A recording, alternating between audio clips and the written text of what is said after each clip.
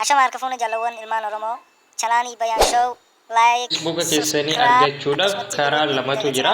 Lammeen keessaa isin karaa isiniif ta'uu fayyadamtu jechuudha. Inni tokko kana dura Facebook keessan irratti lakkoofsa keessan galchitanii yoo jiraattan karaa lakkoofsa keessaniitiin argachuu dandeessu jechuudha.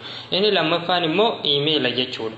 Email kanaan dura Facebook keessanitti fayyadamtan san fakkeenyaaf Gmail kana keessatti jechuudha.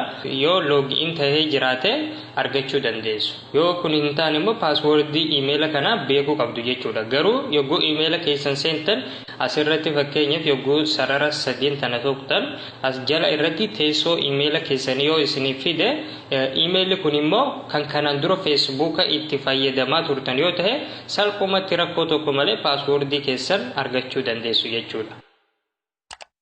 Egaan hordoftoota keenya passwordii Facebook keessanii kan dagattan argachuudhaaf jalqaba Facebook keessan seentu jechuudha. Yoo passwordii Facebook keessanii dagattanii jiraattan yogguu Facebook keessan seentan bifa kanaan isiniif fiduu danda'a jechuudha. As jalatti forget password kan jettu ni jirti jechuudha. Yeroo tokkoof tuqnaa jechuudha. Itti aansuudhaan asirratti email keenya yookaan lakkoofsa keenya nu gaafata jechuudha.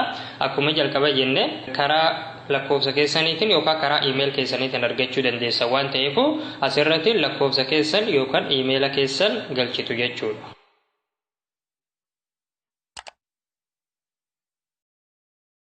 Egaa email keenya itti guunne booda jalatti find your account kan jedhu ni jira. Isa irratti yeroo tokkoof ni tuqna. Achi booda bifa amma argaa jirtan kanaan nuuf baasa jechuudha. Jalqaba irratti maqaa keenya fi profaayilii keenya nuuf baasa jechuudha. As jalatti filannoo lama nuuf kaa'ee jira. Inni tokko confirm via SMS jedha. Inni lammaffaa immoo confirm via email jedha. Kanneen lammiin keessaa tokkoon confirm goonaaf jechuudha. Yoo lakkoofsa keessaniin barbaadan kan jalqabaa kana irratti gootanii yoo email barbaadan kan lammaffaa irratti gootu jechuudha. Ani amma kaniin barbaadu email waan ta'eef kan lammaffaa kana irratti godha jechuudha. Itti aansuudhaan jalatti continue kan jedhu ni jira. Isa irratti ni tuqna.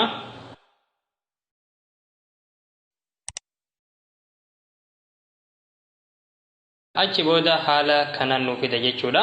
Koodii nu gaafatutti jira. Koodii kana immoo email keenya irratti nuuf ergee jira jechuudha. Yoo isin jalqaba irratti karaa lakkoofsa keessaniin filattan lakkoofsa keessan irratti koodii isiniif erga jechuudha. Amma naaf email kiyya asirratti barreessee jira. Karaa email kiyyaatiin koodii naaf ergee jira jechuudha. Amma kallattiin wanti gochuun nurraa eegamu isa kana akkasumatti dhiifneti gara email keenyatti deebina jechuudha. Yogguu seenne ni haaromsinaa jechuudha yookaan refresh goona jechuudha. Xiqqoo daqiiqaa muraasa fudhachuu danda'a waan ta'eef hanga tokko eeguun dirqama ta'a jechuudha.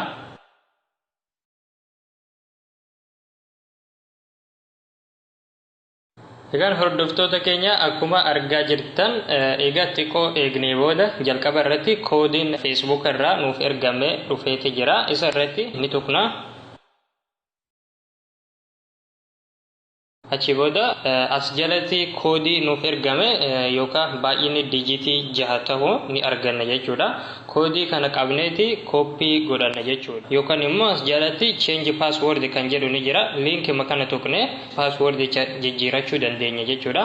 Garuu salphaan koodii itti matana koppii godhanne Sambooda Facebook keenya bira dhaqneeti bakka qullaa koodii nu gaafatu kana sekondii tokkoof gadi qabne paste jennaan jechuudha. Achi booda jalatti continue kan jedhu tuqna jechuudha. Akkuma amma argaa jirtan asirratti filannoo lama nuuf fida jechuudha. Keep me logged in kan jedhuu fi log me out of other devices kan jedhu ni jira. Inni jalqabaa kuni yoo bifuma amma inni jiruun continue kan jedhu kana tuqtan Facebook keessan kuni kanaan dura bakka biraatti log in tahee yoo jiraate hin cufamu akkasumatti itti fayyadamama jechuudha. Inni gadirraa kun immoo yoo isa irratti tuqtan Facebook keessan kan amma isin mobaayila kana irratti fayyadamuuf deemtan malee mobaayila biraa irra log out taheeti bahaa jechuudha. Kanaaf anis isa gadii kana yoo filattan isin gorsa jechuudha. Achi booda continue kan jedhu kana tuqna. Itti aansuudhaan bakka passwordii haaraya itti barreeffannu nuuf fida jechuudha. Asirratti passwordii kana booda hin daganne filanneeti barreeffanna jechuudha. Egaan achi booda bifa amma argaa jirtan kanaan isinis paaswoordii keessan eega barreessitanii xumurtanii booda koontiiniyuu kan jedhu tuqxu jechuudha.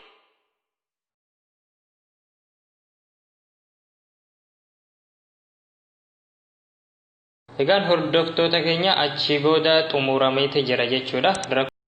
Facebook keenya itti fayyadamuu dandeenya jechuudha. Barnoonni keenya kan guyyaa har'aa kana fakkaata. Akka irra fayyadamtanis abdiin qaba. Viidiyoon tunis namoota paaswoordii Facebook keenya daganne jedhaniif deebii gahaa waan ta'u. Hashama harka fuuna jaalawwan ilmaan Oromoo chanaanii Bayaan Show like subscribe akkasumatti godhuu hin dagatina.